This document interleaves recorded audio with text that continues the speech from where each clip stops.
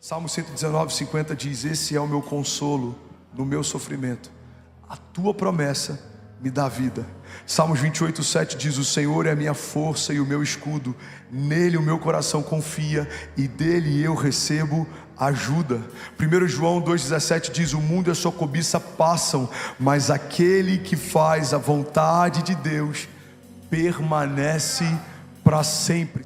A gente precisa persistir, permanecer, confiar, não desanimar, não se comparar, não retroagir, não retroceder. Porque não é fácil, mas Deus nunca disse que seria fácil. Não é rápido, Ele nunca disse que seria rápido. Mas não estamos sozinhos. Não estamos sozinhos. A palavra de Deus diz: pode uma mãe que amamenta o seu filho se esquecer dele? Eu, todavia, jamais me esquecerei de você, diz o Senhor. Pode levantar suas mãos, declarar isso em nome de Jesus. Diga: eu sei que eu não estou sozinho. Diga: o meu Redentor vive, Ele me guarda, Ele me cobre, Ele me livra. Declaro com autoridade: diga: os meus inimigos vêm contra mim por um caminho, mas por 7 caminhos eles fugirão. Diga: eu e a minha casa permaneceremos de pé. Diga: estamos firmados numa rocha inabalável. Somos como os montes de Sião, que não se podem abalar, mas permanecem para sempre. Vamos, levante sua mão, profetize com autoridade. Diga: eu vou permanecer, eu vou persistir, eu não vou parar, eu não vou desistir. Diga: se o Deus me prometeu, diga: o Senhor que fez a promessa vai sustentá-la até o dia em que vai se cumprir. Se Deus disse que vai acontecer, pela fé já aconteceu. Diga: a minha mente é redimida, lavada pelo sangue de Jesus. Eu tenho pensamentos de paz e não de mal. Diga: eu fui revestido de coragem e não de covardia. O Senhor não nos deu espírito de covardia, mas de poder, de amor e de equilíbrio. Vamos, declare a palavra, levante suas mãos. Diga: os ímpios fogem sem que haja ninguém a persegui-los, mas os justos são ousados como um leão. Tem alguém cheio de coragem de Deus aqui nessa noite? Tem alguém apaixonado por Jesus aqui nessa noite? Aleluia! Aleluia! Aleluia! Para persistir, irmão, você precisa de maturidade. Para persistir, a gente precisa de uma nova mentalidade. O terceiro e último pilar que eu quero compartilhar com você nessa noite é que para persistir a gente precisa aprender sobre resiliência. Fala para quem está do seu lado: você precisa ser resiliente.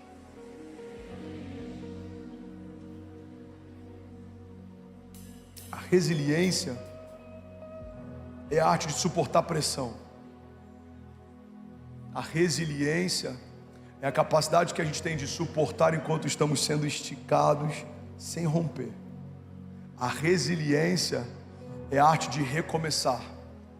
Em alguns momentos você vai tropeçar, você vai desanimar, mas você vai permanecer onde Deus chamou para estar. Você vai persistir naquilo que Deus chamou para construir. A resiliência fala a respeito de alguém que está mais preocupado com uma promessa que recebeu do que com as opiniões que os cercam. Um homem resiliente é um homem imparável. Tudo se levanta, pessoas tentam desdenhar de você, pessoas podem não acreditar no sonho que você carrega, eles podem não honrar a unção que você recebeu de Deus, mas a tua história agora está em Deus, não tem mais a ver com quem te cerca, tem a ver com quem te chama. Se Deus te chamou para viver algo, não depende mais de quem está ao teu redor, do que pensam sobre você, irmão, depende do que Deus diz a seu respeito. O Senhor liberou palavras sobre você antes de você existir. O teu chamado antecede a tua existência, o teu propósito é o que te traz vida, está no lugar que Deus chamou para estar, o que faz você florescer. É o que eu preguei semana passada: plantados na casa do Senhor florescerão nos seus átrios. Você está plantado em Deus, você como é uma árvore frondosa que foi plantada junto ao ribeiro das águas. As suas raízes se estendem mesmo no tempo da seca, suas folhas permanecem verdes e você dará o fruto certo no tempo certo. Alguém recebe isso aqui? Diga amém. Resiliência está ligado à arte de recomeçar. Precisamos dominar essa arte. Tem gente que desanimou por um motivo, talvez se entristeceu com uma liderança, se entristeceu com uma igreja, talvez se entristeceu com o próprio Deus, e a gente já quer usar isso como justificativa para abrir mão da fé. Engraçado, eu conheço jovens que apostataram da fé, outros que se desviaram do caminho por conta de um relacionamento que por anos todo mundo, inclusive ele, sabia que não era de Deus, que só trazia tribulação, dor, luta, cansaço. Mas tem gente que consegue insistir em algo que não é de Deus, mas na primeira luta ou decepção decide desistir de algo que é de Deus. Irmão, quantas vezes a gente está insistindo em algo que surgiu da nossa cabeça, uma vontade nossa, uma vaidade nossa, mas quantas vezes a gente desistiu de uma promessa por conta de uma luta? Alguém não acreditou em você, alguém não suportou você, alguém não apoiou você, alguém te feriu, alguém te decepcionou. A gente já usa isso como justificativa para desistir de um sonho de Deus. Irmão, acredite, se eu tivesse parado por conta da opinião de outros ministros, eu teria parado há muito tempo atrás. Se eu tivesse me movido segundo o que outros dizem a meu respeito, eu nem teria começado o que eu e minha família começamos. Mas eu preciso entender que para cada opinião de um homem existem centenas de palavras de Deus.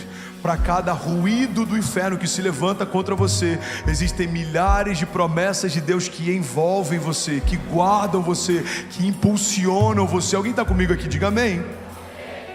Um tempo atrás, um jovem que a gente pastoreou lá no Rio, menino incrível, carrega algo extraordinário, compõe canções, sempre teve livre acesso à nossa casa, à nossa mesa, e ele se perdeu. E aí um tempo atrás, ele mandou uma mensagem, Sandy, dizendo assim: saudade de estar na linha de frente com Jesus.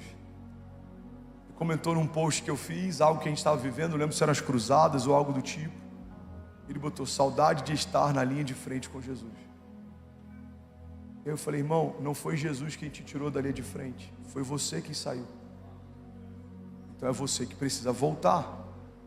E aí eu liberei sobre ele uma chave tão simples, mas tão poderosa, e vai fazer sentido para alguém aqui. Se você quer voltar a viver o que você vivia, você precisa voltar a fazer o que você fazia.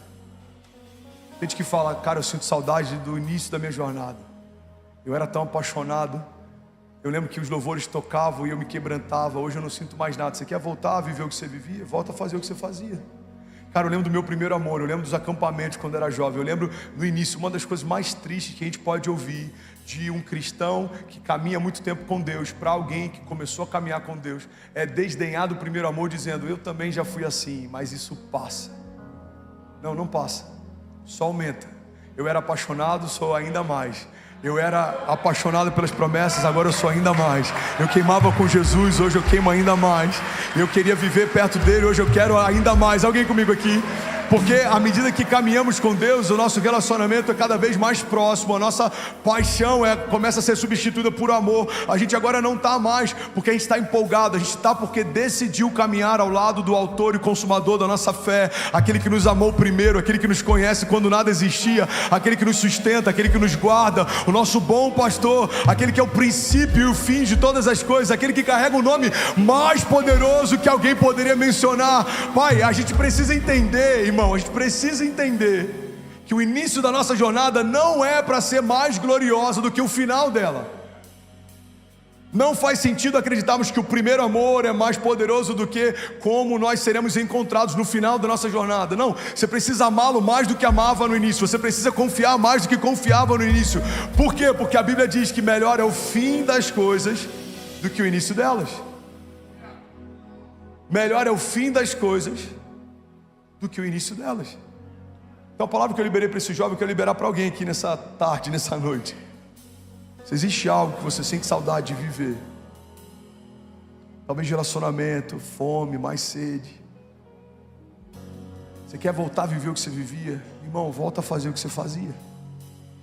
Pastor, mas hoje é diferente, eu tinha mais tempo, então arranja tempo.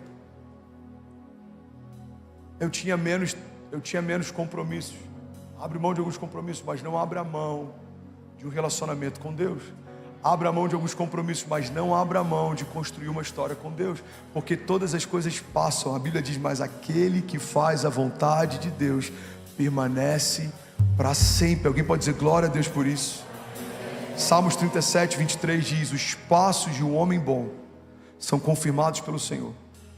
Ele deleita-se no seu caminho, e ainda que caia, porque é uma opção, é uma possibilidade, ainda que caia, não ficará prostrado, pois o Senhor o sustém com a sua mão. Vamos declarar isso junto? Vamos ler isso junto? Volta lá, por favor, lindão. Todos juntos, 1, 2, 3. O Senhor firma os passos de um homem, quando a conduta deste o agrada. Ainda que tropece, não cairá, pois o Senhor o toma pela mão. Você pode celebrar Jesus no seu lugar. Aleluia, aleluia. Diniz, vê para mim depois se está na NVI, lá na mídia. Se não tiver, pede para colocar na NVI, por favor. 1 Coríntios 15, 58 diz: portanto, meus amados irmãos, sede firmes e constantes. Pega isso aqui, olha para mim. Alguém está feliz com Jesus ainda? Portanto, meus amados irmãos, sedes firmes e constantes, sempre abundantes na obra do Senhor, sabendo que o vosso trabalho no Senhor não é em vão. Estou desde o início dessa mensagem compartilhando passagens bíblicas que falam sobre o poder de permanecer. Semeie e permaneça, para que possa colher tudo que foi semeado. O homem que tem os passos confirmados pelo Senhor, ainda que tropece, não ficará prostrado. O Senhor o toma pelas suas mãos. A Bíblia está dizendo: os passos de um homem bom são confirmados pelo Senhor. 1 Coríntios 15, 58 está dizendo: portanto, amados irmãos, sede firmes e constantes. Lagoinha, pega isso aqui em nome de Jesus. A nossa inconstância envergonha o evangelho que a gente crê e professa. A nossa resiliência glorifica a Deus, porque é confuso para quem conhece a gente quando a gente fala que Deus é suficiente, mas eles veem a gente em crise porque perdemos um contrato ou uma porta de trabalho se fechou. É confuso para quem caminha perto da gente quando falamos que Deus é um Deus de milagres, mas eles nunca veem milagres acontecendo na nossa casa. É confuso para quem caminha perto da gente quando falamos que Deus é um Deus de paz, mas eles nunca veem paz sobre os nossos caminhos. No meu livro tem um capítulo chamado Cartas de um Deus Bipolar. Paulo diz o seguinte: vocês são cartas vivas escritas pelo próprio Deus, não com tinta, mas pelo próprio Espírito. Que Paulo está dizendo o seguinte: vocês são cartas que Deus escreveu para o mundo. Quando as pessoas lerem você, eles vão conhecer o Deus que escreve a história de vocês. Alguém está comigo ainda? Diga amém. Eu vou até pregar essa mensagem qualquer dia desse aqui. Quantos acham que seria uma boa? Cartas vivas. Uma característica interessante sobre as cartas é que as cartas não falam, elas precisam ser lidas. Você nunca vai pegar uma conta de luz e quando você vai abri-la, ela vai começar a falar com você qual que é o saldo. Não sei com você, nunca aconteceu comigo. Alguém falando assim: tudo bom, André? Aqui é o do Bradesco Financiamento. Esse é o 5º boleto, faltam apenas 82. Alguém já Alguém já recebeu uma carta assim ou não? Não? Alguém falou já, que agora fiquei até preocupado. Boletos não falam, cartas também não. Então quando Deus fala que somos cartas, precisamos entender que o mundo não vai ser impactado por aquilo que falamos, mas por aquilo que vivemos. O mundo está lendo você. Billy Graham diz que somos a Bíblia que o mundo não lê. O mundo não vai ser impactado pelo que postamos na legenda do nosso Instagram a respeito de milagres, mas o mundo é impactado quando vê no evento de business alguém abrindo mão da muleta e os tendões sendo restaurados por conta da oração de um justo. O mundo não vai ser impactado por aquilo que pregamos no púlpito, mas por aquilo que vivemos quando saímos dele. O mundo não vai ser impactado pelo que cantamos no domingo, mas pelo que vivemos na segunda. Então o que significa carta de um Deus bipolar? Significa que se o mundo de fato acreditar que a nossa história está sendo escrita pelo próprio Deus, a nossa inconstância dá margem para o mundo acreditar que o Deus que escreve a nossa história é bipolar. Porque a hora ele está dizendo começa, a hora ele está dizendo para. Tem pessoas que chegam para mim e falam assim: pastor, essa menina aqui Cara, eu tenho que te dar o testemunho depois. Não, é sério, é muito de Deus. Mano, calma, você acabou de conhecer. Não. Pastor, foram muitos sinais, você não está entendendo. É muito de Deus. Aí dá 2 semanas e fala, e aí, mano, e a menina? Pastor do céu, que livramento. Sangue de Jesus. Tem gente que fazer assim, o sangue de Jesus tem poder, você não está entendendo. Será que Deus mudou ou a gente não entendeu? Pastoreei 5 anos na América. Recebi várias famílias. Pastor, a gente está aqui debaixo de uma palavra. Glória a Deus. Cara, fica firme, não é fácil. Ser imigrante, ser estrangeiro. Você vai começar... Não, pastor, a gente está debaixo de uma palavra. Aí dava 3 meses, tinha que falar, pastor, Deus deu uma direção, a gente está voltando para o Brasil. Não, peraí. Ou Deus nunca disse para você vir, ou você está aceitando a ideia de voltar porque é desconfortável o processo. Mas se existe algo que não dá para a gente aceitar, é a ideia de que Deus é um Deus bipolar.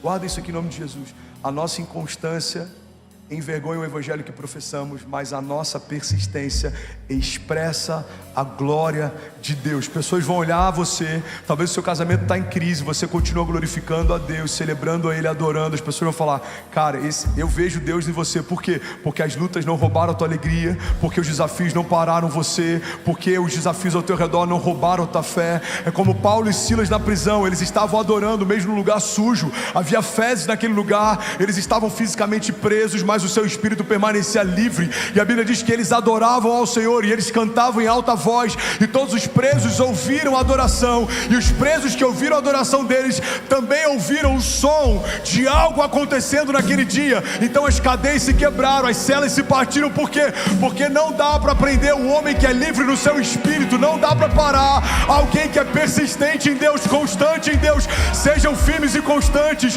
não desanimem, não parem, não retrocedam, não se comparem, não andem em ciclo, porque há sobre você uma palavra de Deus. Se você crer e não duvidar, se você permanecer e não desistir, se você mantiver os seus pés firmados numa rocha inabalável, seremos como os montes de Sião, que não se podem abalar, mas permanecem para sempre. Alguém comigo aqui, pelo amor de Deus. Aleluia, aleluia.